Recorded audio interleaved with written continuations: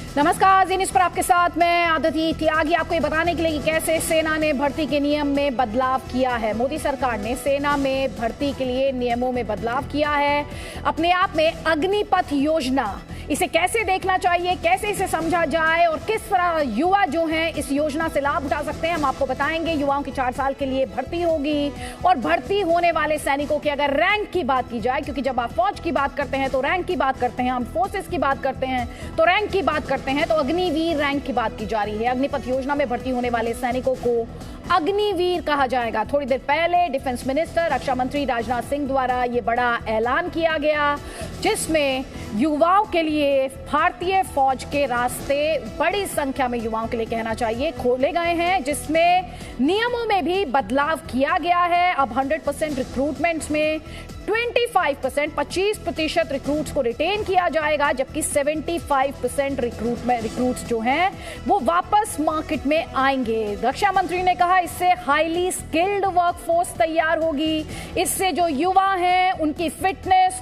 और सेहत दोनों में सुधार होगा और साथ ही मॉडर्न टेक्नोलॉजी से वाकिफ होने का, परिचित होने का मौका युवाओं को मिलेगा। हम आपको बता रहे हैं कि किस तरह से सेना की जरूरतें होती हैं और उन्हें पूरा करने की कोशिश या दावा यहां पर इस बदलाव के माध्यम से किया जा रहा है। कई खास मेहमान हमारे साथ हैं, आपको बता देते हैं। मेजर जनरल एसपी सेना हमारे साथ हैं, मेजर जनरल एजीबी जैनी हमारे साथ हैं, मेजर जनरल सिवाच हमारे साथ हैं और एयर मार्शल अमित देव हमारे साथ हैं। आप सभी का बहुत बहुत स्वागत है। सबसे पहला सवाल जनरल सिन्हा, आज इस डिस्कशन को, क्योंकि हमारे दर्शकों की बेटर अंडरस्टैंडिंग के लिए 2 पार्ट्स में मैं डिवाइड करती हूं। एक, हम युवाओं की बात तो कर रहे हैं, लेकिन हमारे फोर्सेस पर, आर्मी पर, फौज पर इस डिसीजन का क्या इंपैक्ट होगा, उसकी कैपेबिलिटीज पर पहला डिस्कशन मैं इस पॉइंट पर करना चाहती हूं और दूसरा पॉइंट ऑफ डिस्कशन जो है वो ये है, इसका युवाओं के लिए क्या मतलब है, उन्हें किस तरह का स्किल सेट इससे हासिल होगा। तो पहले जनरल सेना, आर्मी की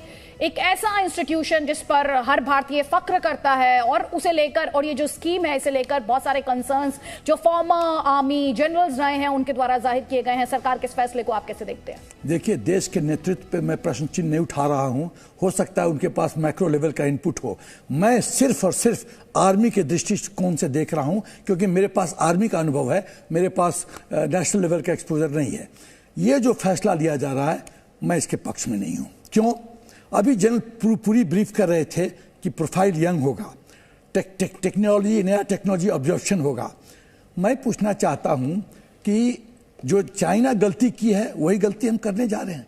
4 साल में कोई सिविलियन सोल्जर बनता है क्या? मैंने 6 साल सैनिक स्कूल में बिताया, 3 साल एनडीए, 1 साल आर्मी, 10 साल की मेरी मिलिट्री ट्रेनिंग है। अफसर बनने के बाद हर एक साल कुछ ना कुछ कोर्स, कुछ ना कुछ orientation course, exercises, operational training, war gaming सब अटेंड किया। इतना टाइम लगता है एक सिविलियन एक कच्चा मिट्टी की तरह है, उसको कुम्हार की तरह शेप करने में वक्त लगता है। आप ऐसा क्यों करना चाहती हैं? मैं जानना चाहता हूं कि कंपल्शन क्या है। यदि पेंशन बढ़ाने का प्रयत्न है तो पेंशन, जो एमपी लोग जो हैं, जो एक टाइम एमपी बन के जो पेंशन लेते हैं उनका पेंशन काटिए, उनके जो प्रिविलेजेस है वो काटिए। देखिए, आर्मी का एक ऑर्गेनाइज स्ट्रक्चर है, टाइम टेस्टेड स्ट्रक्चर है, उसको टिंकर करना ठीक नहीं होगा। इतना पैसा खर्च करेंगे, एक सेकेंड, इतना पैसा हम खर्च करेंगे 4 साल के लिए और आप वो फिर बाहर चला जाएगा। और व्हाट यूज?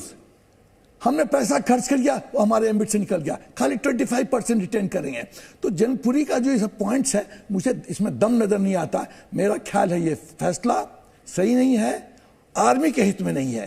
ठीक, आर्मी के हित में एकदम नहीं है। तो आप ये कह रहे हैं कि देश के हित में भी नहीं है, क्योंकि आर्म्ड फोर्सेस जो हैं उन पर ना सिर्फ हम फक्र करते हैं, उनकी कैपेबिलिटीज को बढ़ाना, उन्हें और सुदृढ़ करना, उन्हें और मजबूत करना, ये किसी भी राष्ट्र की जिम्मेदारी होती है। जनरल सिवाच, आप जनरल सिन्हा से अग्री करते हैं, जो दूसरे आर्मी के जनरल्स हैं वो भी इसे लेकर अपने कंसर्न्स, चिंताएं जाहिर करते आए हैं। एक बार फिर से अपना सवाल दोहराते हुए, आर्मी के लिए इस डिसीजन का क्या मतलब है? हाँ बिल्कुल, देखो मैं तो ये कह रहा हूँ जो जनरल सिन्हा साहब ने बोला है बिल्कुल ठीक बोला है, और मैंने इसके ऊपर बहुत बड़ा आर्टिकल लिखा है। मैंने कहा कि बहुत बड़ी गलती है, ये नहीं करना चाहिए, क्योंकि देखो 2 बातें गवर्नमेंट चाहता है करना, क्योंकि मांग है आज की तारीख में डिफेंस बजट के अंदर पेंशन और पे बहुत ज़्यादा है, तो पेंशन को कम करने के लिए वो ये एक अग्निपथ जो स्कीम लाए हैं। और दूसरा वो यंग प्रोफाइल करना चाहते हैं, क्योंकि ये 4 साल के बाद चले जाएंगे तो प्रोफाइल जो है वो जो अभी 27-28 साल की एवरेज है वो घट के 22-23 साल आ जाएगी। मगर आप समझते हैं कि 4 साल के अंदर कोई जवान बन सकता है?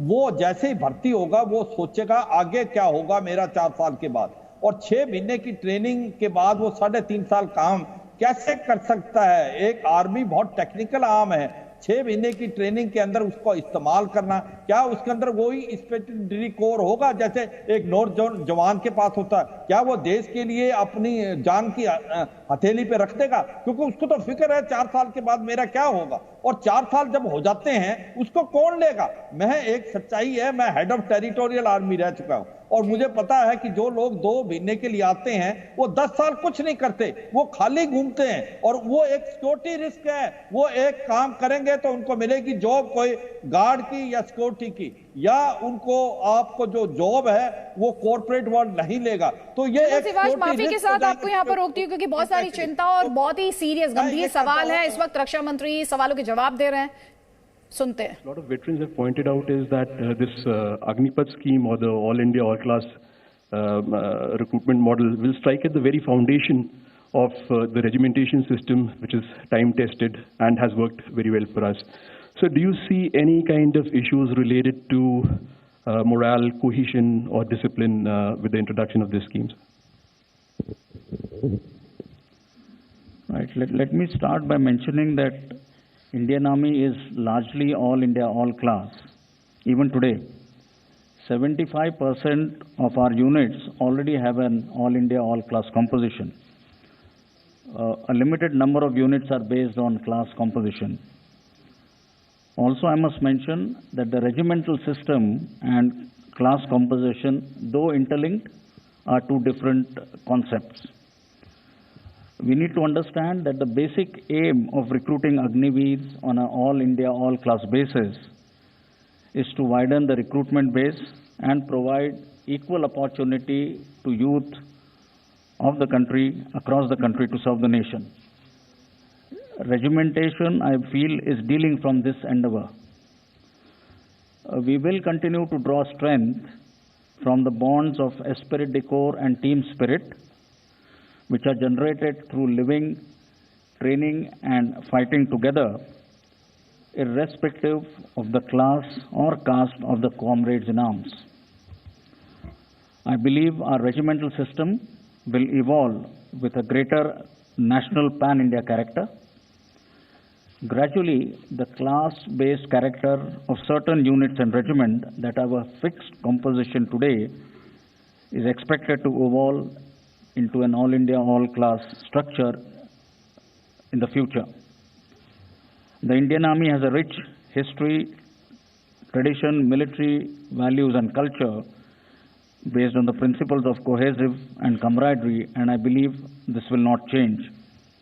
As I mentioned in my opening statement, the Agniveers will be fully assimilated and integrated into the organization, ready for deployment based on the operational requirements. Our organizational ethos and culture, we are convinced, will motivate the Agniveers to imbibe the military values and regimental spirit. Thank you. 124.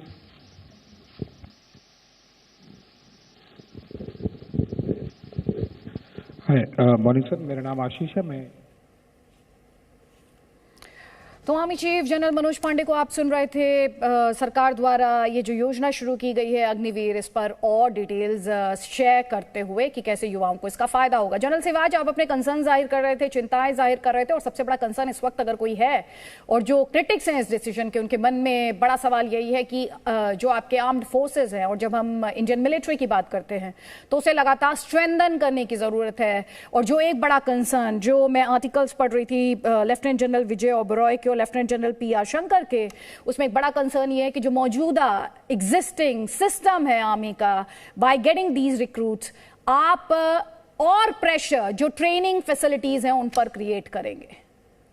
हाँ बिल्कुल, देखो आदित्य, मैंने भी इसके ऊपर बहुत बड़ा article लिखा है, मैं आपके पास भेजूंगा। ये सच्चाई बात है कि जो आपने रूस और यूक्रेन की लड़ाई देखी है, उसके अंदर जो रूस के अंदर जो कंस्पिरेशन सोल्जर थे जो 3-4 साल के लिए आते हैं, वो लड़ाई अच्छी नहीं लड़ पाए, और ये एक बड़ा धक्का था रूस के लिए। जो चीज फेल हो चुकी है आप उसको लेने की कोशिश भारत में करें।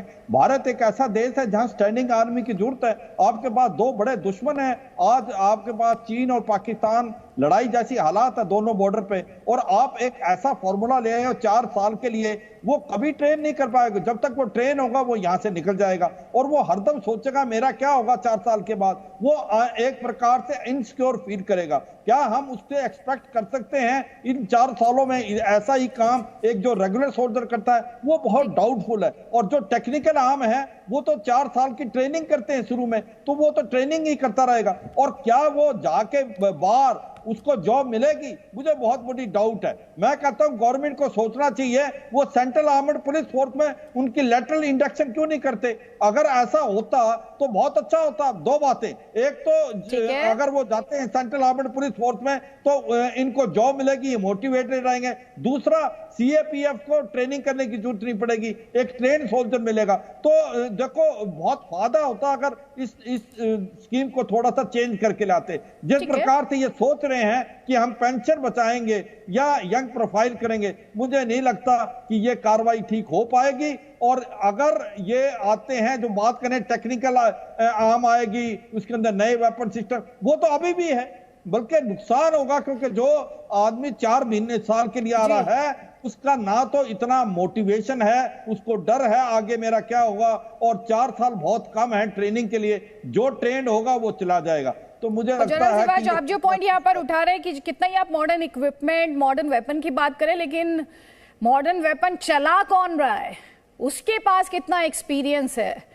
वो कितना ड्रिवन है, उसको किस तरह की ट्रेनिंग मिली है, ये वो सारे सवाल हैं जो डिसाइड करते हैं कि जो फाइनल परफॉर्मेंस उस मॉडर्न वेपन की होगी या सिस्टम की होगी, वो कौन चला रहा है उस पर डिपेंड करता है। और इसीलिए आज बहुत सीरियस क्वेश्चंस उठाए जा रहे हैं। एयर मार्शल अमित देव, आपसे मैं जानना चाहती हूं, क्योंकि जिस तरह जनरल सिवाच, जनरल सिन्हा ने भी, और बहुत सारे राइटअप्स हैं, अपने कंसर्न्स जाहिर किए गए हैं, जितने भी फॉर्मर जनरल्स हैं आर्मी में जो सर्व कर चुके हैं उनके द्वारा, नेशनल सिक्योरिटी के लिए। क्योंकि जब हम ये बात करते हैं कि इंडियन आर्मी को किस तरह से इंपैक्ट करेगा, इसका सीधा सा मतलब है आपकी नेशनल सिक्योरिटी को कैसे इंपैक्ट करेगा ये डिसीजन, ये देखते हुए कि एलसी पर आपके पास सामने पाकिस्तान है और एलएसी पर चाइना है। मैंने दोनों लोगों को सुना, जनरल सिन्हा और जनरल सिवाच को, मगर मैं उनसे इत्तेफाक नहीं रखता हूं, क्योंकि मैं अभी खुद 3 महीने पहले रिटायर हुआ हूं, और ये टूर ऑफ ड्यूटी जो है 2 साल से इसके ऊपर काफ़ी डिस्कशंस हो रहा है। बहुत सी पहलुओं पर हमने उस पर विचार किया है और उसके बाद ही इसको इम्प्लीमेंट किया जा रहा है। और मेरा अपना ये मानना है कि ये एक रेवोल्यूशनरी स्टेप है। अग्निवीर जो है सिर्फ 4 साल के लिए रहेंगे, that means not more than 18% population जो है फौज का, वो ये यंग पॉपुलेशन होगा। और अगले 4 साल तक तो कोई फर्क नहीं पड़ेगा, क्योंकि हमारी इंटेक वही है अभी जो अभी होने वाली, आगे में हमको बढ़ाना पड़ेगा इंटेक। लेकिन आज के दिन में जब तक ट्रेनिंग कैपेसिटी नहीं बढ़ाई जा रही है तो इनटेक हमारा वही रहेगा। आज से 4 साल के बाद उसका असर शुरू होगा दिखना। लेकिन सबसे बड़ा फायदा इसका यह है कि हम ये 25% लोग जो रखेंगे वो बेस्ट होंगे और उनकी परफॉर्मेंस बड़ी अच्छी होगी। हमने देखा हुआ है जब ऑफिसर के केस में शॉर्ट सर्विस कमीशन ऑफिसर होता है और उसको परमानेंट कमीशन चाहिए, वो ज़्यादा मेहनत करता है, और वही कंपटीशन जो है हमको एक्सीलेंस की ऊपर ले जाएगा। और ये जो लोग फौज में ज्यादा दिन तक रहेंगे, they will provide leadership future army और एयरफोर्स के लिए।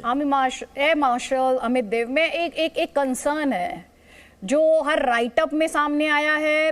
अभी बेरोजगारी की बात की गई कि 4 साल बाद ये बेरोजगार होंगे। आप इनको कहां पर, एक तरीके से पार्ट टाइम सोल्जर्स है ये, तो डिसिप्लिन ठीक है, जोश भी ठीक है, जुनून भी ठीक है, but they are also soft targets, the sort of challenges that I'm talking about. आप उस कंसर्न को कैसे एड्रेस करेंगे? क्योंकि आर्मी द्वारा ही ट्रेन किए गए ये पार्ट टाइम सोल्जर्स आर्मी के लिए ही चैलेंज तो नहीं बन जाएंगे और दुश्मन इनका इस्तेमाल कर ले?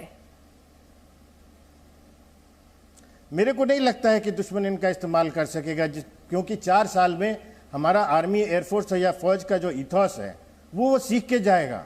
एक जज्बा बनता है फौज में काम करने पर, और वो जज्बा लेकर जब वो बाहर जाएगा तो खुद ही नहीं उस तरह से काम करेगा और दूसरों को भी इसी राह पर लेकर आएगा। They will discipline the society, उससे बहुत फर्क पड़ेगा। शायद आपको पता नहीं होगा कि एयरफोर्स में जो लोग ज्वाइन करते हैं, आदिति, हाईएस्ट परसेंटेज मार्क्स जो उनको आया है 12th क्लास में इज 98.6% मार्क्स। आदिति, आपको इनको अपनी आर्थिक स्थिति के कारण ये बेचारे लड़के जी। Aditi, I want to come in. मैं ये कहना चाहता हूं, यदि मकसद है कि एज प्रोफाइल यंग रखा जाए इन लोगों को, अग्निवीरों का, तो आप जो रिक्रूटमेंट एज है वो कम कर दो, कम कर दो। आप 4 साल के लिए ला रहे हो जिसमें 6 महीना ट्रेनिंग सेट्स या कैपेबिलिटीज, इंडिविजुअल कैपेबिलिटी एक जवान के साथ होनी चाहिए, वही एक अग्निवीर के साथ भी होगी। और वो भी जो ऑपरेशनल चुनौतियां हैं जिसका जिक्र आपने किया है, उसका मैं मानता हूं कि बड़े सफलतापूर्वक सामना करने के लिए वो तत्पर रहेगा। आप जानते हैं सेना में हमारे ट्रेनिंग स्टैंडर्ड्स बड़े साफ तौर से तय किए जाते हैं और एक सिस्टम के जरिए इसको कंटिन्यूसली मॉनिटर और टेस्ट भी किया जाता है। तो इसके चलते मेरा मानना है कि जो प्रोफेशनल स्टैंडर्ड्स एक अग्निवीर के रहेंगे 4 साल बाद, उसमें कोई डाइल्यूशन या उसमें कोई समझौता नहीं किया जाएगा। और जैसे मैंने बताया, अग्निवीर अपने 4 साल के ट्रेनिंग के दौरान बड़े आसानी से और सरलता से हमारे ऑर्गेनाइजेशन या आर्मी की यूनिट्स में जुड़ जाएंगे और आवश्यकता अनुसार जहां पर भी जरूरत पड़े पाकिस्तान बॉर्डर और चाइना बॉर्डर पर इनको हम तैनात करेंगे। हमारा यह प्रयास रहेगा कि इस स्कीम को बड़े स्मूथ और सीमलेस तरीके से हम इम्प्लीमेंट करेंगे और इसके होते हमारी ऑपरेशनल क्षमता में कोई कमी ना आए। हम अपने यूनिट्स में जनरल सेना, आप इस पर अपना कमेंट करना चाह रहे थे, लेकिन वापस में उसी सवाल पर, 4 साल में आप उनको कितना जो ट्रेनिंग एक आर्मी मैन की होती है जी। आदिति, बॉर्डर पे देखिए, आर्मी अपने को ऑर्गेनाइज करती है, ट्रेन करती है फॉर बैटल सिनेरियो, पीस के लिए नहीं, बैटल सिनेरियो। क्या ये 4 साल में उसको बैटल एक्सपीरियंस होगा? क्या 4 साल में एक्साइज का एक्सपीरियंस होगा? क्या 4 साल में वॉरगेमिंग का एक्सपीरियंस होगा? क्या जैसे हम सूरतगढ़ में हम लोग 6-6 महीना रहते थे, होगा? 4 साल मतलब 48 महीना। 48 महीना में से वो 6 महीना ट्रेनिंग, 8 महीना छुट्टी, 14 महीना गया, बाकी बता 34 महीना। 34 महीना में क्या कर लेगा? क्या एक्सपीरियंस होगा? आप उसको कह रहे हैं कि बॉर्डर पे हम डिप्लॉय करेंगे। अरे बॉर्डर पे, ग्राउंड जीरो पे बैटल एक्सपीरियंस डिक्टेट करता है कि उस डिफिकल्ट सिचुएशन में हम क्या कमांड डिसीजन ले, किस तरह से हम जूझें। ये ऐसे नहीं होता है, खाली फुलिश ब्रावाडो से काम नहीं चलता है, उसके लिए अनुभव की जरूरत है। अनुभव कहां से देंगे आप? अच्छे जो लोग हैं वो गलत डिसीजन ले लेते हैं। ये मेरा ख्याल है खाली मतलब प्लीज करने के लिए फैसला सही, मतलब कुछ कहा जा रहा है तो सही नहीं है। सेना के हित में सोचना है। आपने एक इंपॉर्टेंट पॉइंट यहाँ पर उठाया जनरल सेना, जब आप कॉन्फ्लिक्ट जोन में होते हैं, जब दुश्मन एकदम आपसे कुछ कदमों की दूरी पर खड़ा होता है, आपका एक्सपीरियंस बहुत मैटर करता है, आपका स्किल सेट बहुत मैटर करता है, और तब एक फ्रैक्शन ऑफ अ सेकंड में की गई एरर जो है ना, वो देश को भारी पड़ सकती है। और शायद वही चिंता जनरल सेना आप जाहिर कर रहे हैं। लीडरशिप की बात कर रहे हैं जी, आप ऐसे जवान रिक्रूट कर रहे हैं और लीडरशिप की बात कर रहे हैं। जवान लीडरशिप क्या देगा? और ये भूले नहीं कि करगिल में जो हमारे गनर्स थे, उनकी परफॉर्मेंस टाइगर हिल को झुकने के लिए उन्होंने मजबूर कर दिया था। पाकिस्तान लगातार शेलिंग करता रहा था, लेकिन बावजूद इसके हमारे गनर्स जो थे उन्होंने विक्ट्री रजिस्टर की थी, क्योंकि उनके पास वो स्किल सेट, वो एक्सपीरियंस था। इंपॉर्टेंट पॉइंट है, मुझे इस डिस्कशन को यहीं पर क्लोज करना होगा। जल्द लौट रहे हैं, रहिए हमारे साथ। Presenting B News app, available on Google Play and App Store. Download it now.